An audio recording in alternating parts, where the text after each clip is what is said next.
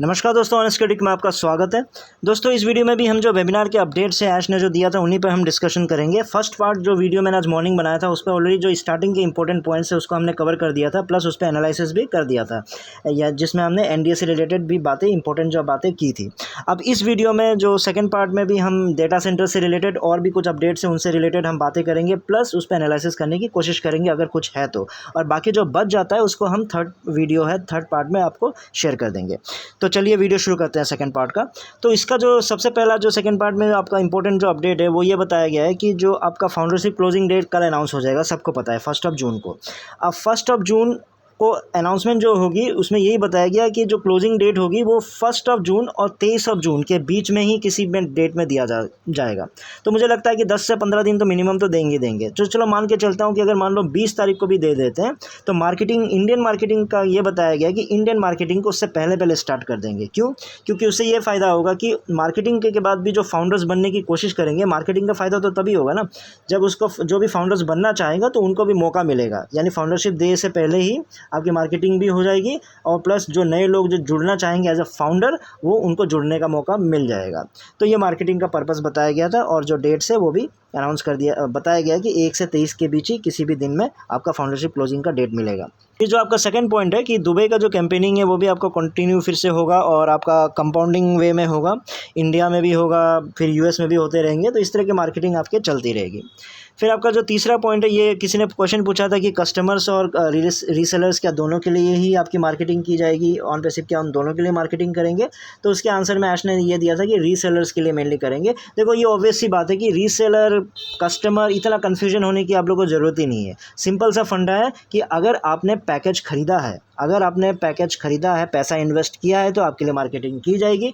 अगर आपने पैसा खर्चा नहीं किया, आपने कोई इन्वेस्टमेंट ही नहीं किया, तो फिर आपके लिए मार्केटिंग क्यों की जाएगी? वेरी ऑब्वियस सी रीज़न है। फिर आपका जो अगला अपडेट है वो लीगल और कंप्लाइंस को लेके है कि लीगल और जो कंप्लाइंस डिपार्टमेंट है उन्होंने ये कहा है कि जो केवाईसी जो है उसकी रिक्वायरमेंट पड़ेगी, क्योंकि क्या होता है कि कुछ लीगल वे में इनकी रिक्वायरमेंट होती है, और जैसे कि बिलिंग एड्रेस हो गया, इनकी रिक्वायरमेंट होगी, जो डॉक्यूमेंट्स वेरिफिकेशन करने की ज़रूरत पड़ेगी।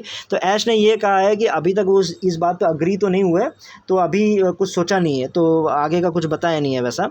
फिर आपका जो अगला अपडेट है वो ये है कि जो नेक्स्ट मंडे जो इंपॉर्टेंट वाला जो अपडेट आप वेट करो वो ये है कि डेटा सेंटर यानी आपका मंडे, यानी जो कमिंग मंडे है उसमें आपका लाइव हो जाएगा और उसको अप कर दिया जाएगा।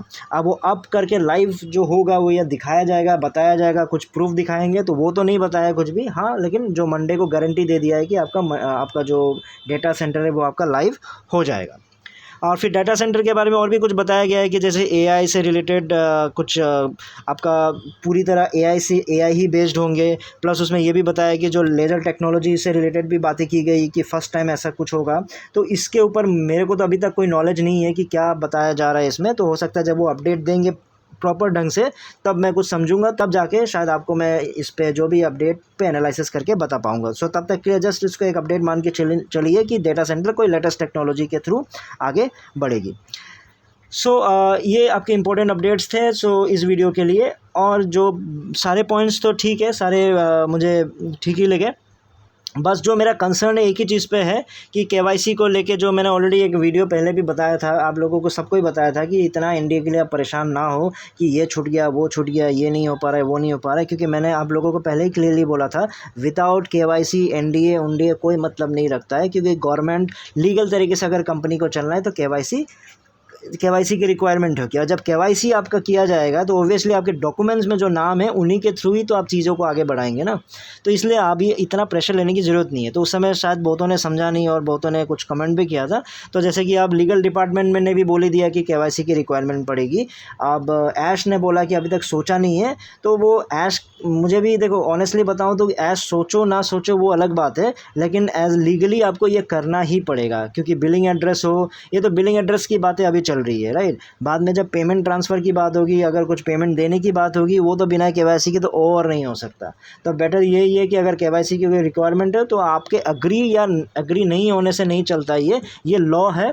और ये केवाईसी बहुत ही इंपॉर्टेंट है। इसमें मनी लॉन्ड्रिंग हो रही है नहीं हो रही है, ये सब का पता चलता है। तो बहुत सारे इसमें कंप्लाइंसेस जुड़े रहते हैं, और इंडिया में तो केवाईसी और ज़्यादा इंपॉर्टेंट है। तो बिना आप केवाईसी किए आप बिज़नेस को आगे बढ़ा ही नहीं पाओगे। तो इसमें आपको सोचने या डिसीज़न लेने के लिए या फिर टाइम चाहिए, इस तरह का आपके पास ये सब करने का मुझे नहीं लगता कि कोई फंडा रहता है। तो आपको सिंपली इसको अग्री करना ही पड़ेगा। इनफैक्ट ये बात तो मैंने पिछले कुछ दिनों के पहले के वीडियो में आपसे बता दिया था। और जब आप लोग का जब कंप्लाइंस डिपार्टमेंट और लीगल डिपार्टमेंट ही अगर ये बात आपको फिर से सजेस्ट कर रहा है, तो मुझे नहीं लगता है कि इसमें कुछ आना करने का निकले रहेगी। हाँ, बस मैं ये चाहता हूँ कि जो आपका केवाईसी वाईसी जो चीज़ें हैं, जब आप प्रॉपर तरीके से लॉन्च करने के लिए रेडी हो जाए, तब वो सब डॉक्यूमेंट्स मंगवाइए। क्योंकि हो सकता है कि फिर उसमें कुछ इशू आ जाए कि ना आपने सारे कस्टमर्स के डिटेल्स रख लिए, डॉक्यूमेंट्स रख लिए, फिर पता नहीं क्या करने जा रहे हो, क्या करने नहीं जा रहे हो। तो इस तरह की इश्यूज़ आ सकती है। लेकिन हाँ, ऐसा कोई प्रॉब्लम नहीं है, अभी से कर सकते हो, क्योंकि पैसे तो ऑलरेडी ले रहे हो, तो केवाईसी करने में भी कोई प्रॉब्लम नहीं है। लेकिन इन केस अगर आपको अभी नहीं करना है, तो लॉन्चिंग के टाइम पे भी आप केवाईसी करना ही पड़ेगा आपको किसी भी तरह से। तो वो बिना केवाईसी के आप आगे नहीं बढ़ पाओगे। तो ये मेरा पॉइंट्स था। तो इस वीडियो में फिर इतना ही था। फिर थर्ड पार्ट में अब जो बाकी बचे हुए लॉन्चिंग को लेके भी कुछ बातें की गई है, तो उसी पे हम डिस्कशन प्लस एनालिसिस करने की कोशिश करेंगे। तो इस वीडियो में इतना ही था। फिर नेक्स्ट वीडियो में नए टॉपिक के साथ आऊँगा। तब तक के लिए टेक केयर, बाय बाय।